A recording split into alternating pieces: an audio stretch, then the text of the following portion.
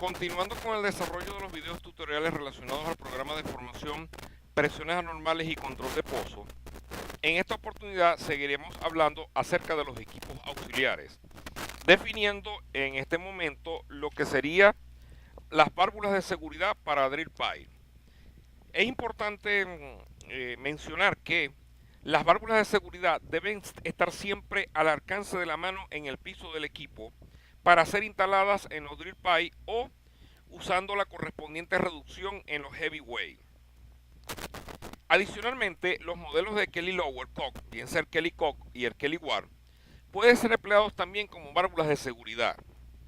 Además, las válvulas de seguridad tienen que estar al alcance de la mano en el piso del equipo junto con el Inside VOP, el cual definiremos posteriormente. En posición abierta, con la correspondiente llave y con las conexiones necesarias para conectarla, valga la redundancia, al drill collar que se esté empleando en un determinado momento. Es de hacer notar, disculpen, que durante un control de reventón, la cabeza de circulación que conecta con la línea ClickSAN de alta presión no puede ser instalada nunca directamente en la tubería, sino que tiene que ser instalada encima de la válvula de seguridad o encima de un Inside VOP. Estas válvulas pueden ser instaladas aún en caso de fuerte regreso de fluido o fuerte retorno, ya que su diámetro interno, cuando está completamente abierto, no se estrecha, lo que implica que no hay obstrucciones que estorben el fluido durante las operaciones de instalación. Se conocen también como válvulas de apertura total. Adicionalmente, disponen de un collar externo especial que ayuda a facilitar su instalación. Ahora bien, en caso de que el regreso de fluido fuese particularmente violento, la empresa Regan ha diseñado una válvula especial llamada válvula de cierre rápido, que, gracias a su particular parte inferior con forma de bola y su notable peso, permite instalaciones en todas las condiciones. De hecho, debería instalarse siempre una válvula de seguridad encima y mantenerla abierta para cerrarla una vez que se haya completado la instalación. Adicionalmente, una vez instalada la válvula de cierre rápido, ya no es posible el viaje o el stripping, a menos que el asiento del drop-in haya sido instalado en el ring string.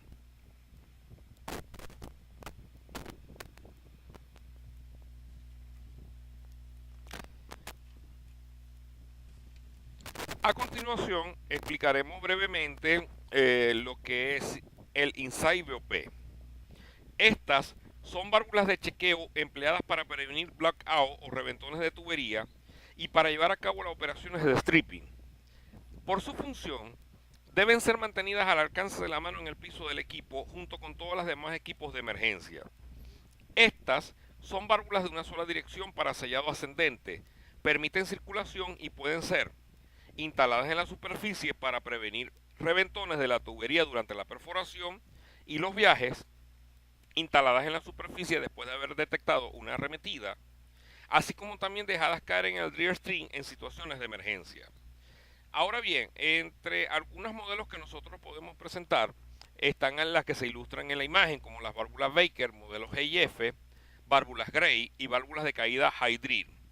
Es importante resaltar que las válvulas Baker son válvulas de chequeo que generalmente se instalan junto encima de la mecha y en caso de un blackout o arremetida o reventón, permiten llevar a cabo sea el stripping ascendente que el descendente.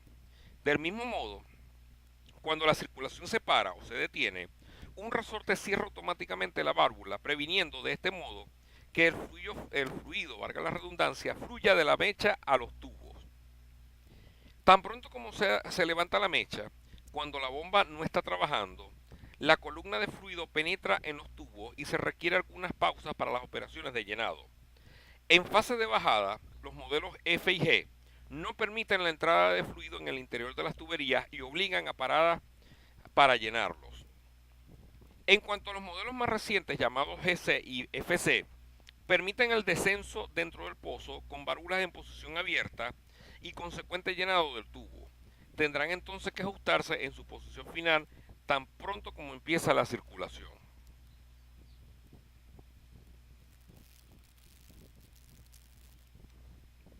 Hay dos modelos, en este caso el modelo G Flapper y el modelo F Dart. Están compuestos por un cuerpo externo con extremos roscados y con un elemento de cierre interno. La parte externa es la misma para los dos modelos, mientras que la parte interna es diferente. De hecho, las dos cuentan con sellos para asegurar el sellado interno. Por ejemplo, tipo hoja para el modelo G y tipo dardo para el modelo F. De igual manera, el asiento de la válvula es sellado sobre el cuerpo con dos sellos de borde que están colocados para resistir sea la presión descendente o ascendente. Para el modelo Baker G podemos agregar lo siguiente. Las válvulas de chequeo tipo hoja con apertura total minimizan las obstrucciones para que el fluido de lodo fluya y puedan pasar las herramientas. De igual forma, la hoja cerrada permite que la válvula se abra inmediatamente en cuanto la circulación inicia. Pueden ser de tipo sellado, ciego o puede tener una apertura, que sería en este caso el modelo GA, para permitirle al string estar parcialmente lleno durante la bajada, facilitando y acelerando las operaciones de viaje. El orificio puede ser usado para leer el valor de la presión de cierre a nivel de superficie en la tubería de perforación, en la presión de cierre a nivel de la tubería de perforación, pero en el caso de una arremetida permite también el ingreso de grandes cantidades de fluido. En cuanto al modelo Baker F, comparado con el anterior, el diseño del modelo F es más viejo, tiene características parecidas y puede realizar funciones parecidas o similares. Las principales diferencias radican en que principalmente en el mecanismo de cierre del tipo dardo, que crea una obstrucción parcial del flujo del fluido, estorbando al mismo el paso de la herramienta.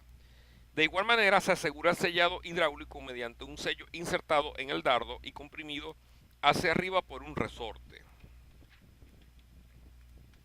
En cuanto a la válvula flotadora Gray, podemos mencionar lo siguiente.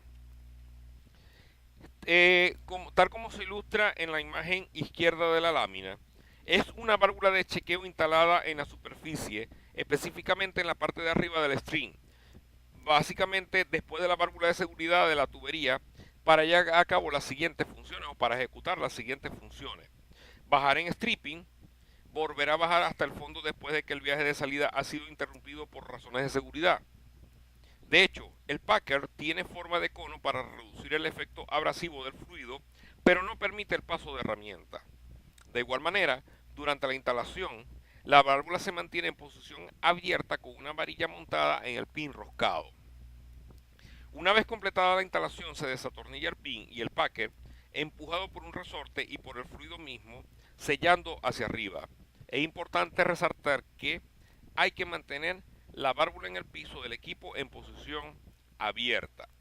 Ahora bien, en cuanto a válvula de caída, podemos denotar lo que es la imagen hacia la derecha. La válvula de caída se compone de un asiento de válvula previamente instalado en el drill string y de una válvula insertada que, cuando es necesario, es dejada caer y bombeada dentro de los drill pipe. De igual manera, el asiento de la válvula de caída se instala en la última sección del drill string antes de los drill pipe o heavyweight. En cuanto a las operaciones, una vez que se ha dejado caer y se ha bombeado la válvula hasta su asiento, se asegura a la parte dentellada del asiento con unas mandíbulas. Del mismo modo, cuando se interrumpe la circulación, la presión del pozo y la sección del resorte empujan la bola interna hacia arriba. Un ingreso limitado del fluido, consecuentemente descargado para mantenerlo bajo control, permite que el inserto se asegure en el asiento. Esto servirá también para comprobar si se ha efectuado el cierre. A partir de ese momento están permitidas las operaciones de stripping, ya sean ascendentes como descendentes. Seguidamente definimos lo que sería el desgasificador. Este ha sido diseñado para remover gas del fluido y llevarlo lejos de las instalaciones de perforación. Se usa para mantener la densidad del fluido y por consiguiente mantener la presión hidrostática constante. La emulsión de gas del fluido se compone de burbujas de gas de diferentes tamaños atrapadas en el fluido, donde las burbujas pueden ser removidas naturalmente gracias a las diferentes capacidades de flotabilidad debido a las diferentes densidades.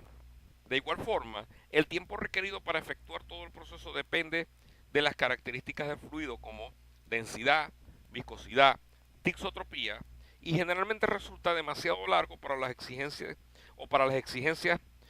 operacionales. Por ende, el desgasificador, cuando se siguen los procedimientos correctos, permite un proceso de remoción de gas más rápido. De hecho, el procedimiento del gas, de remoción del gas del desgasificador, se basa en los siguientes principios. De la imagen que se señala en este preciso momento, en la primera es la reducción del espesor de fluido contaminado, donde la cantidad del gas que se esté removiendo es directamente proporcional a la superficie expuesta del fluido. De igual manera tenemos lo que es la depresión, se señala, donde esta se incrementa o incrementa el empuje de las burbujas flotadoras y la velocidad hacia arriba. Y finalmente, la sacudida mecánica, donde un crecimiento de la turbulencia del fluido del lodo ayuda a liberar las burbujas de gas. En cuanto a la acción centrífuga, el movimiento centrífugo impartido al lodo emulsionado empuja las partículas pesadas, en este caso el fluido, hacia afuera.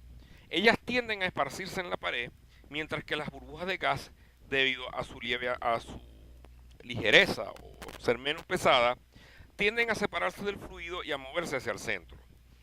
Es importante recordar que, adoptando los principios operacionales descritos arriba, se pueden distinguir las diferentes o las tipologías. En este caso, el desgasificador atmosférico, el cual permite separar el gas del fluido con presión atmosférica sin necesidad de crear un vacío, teniendo la capacidad limitada y se instala generalmente en el possum belly para ser usado cuando hay una pequeña cantidad de gas contaminado, de lodo.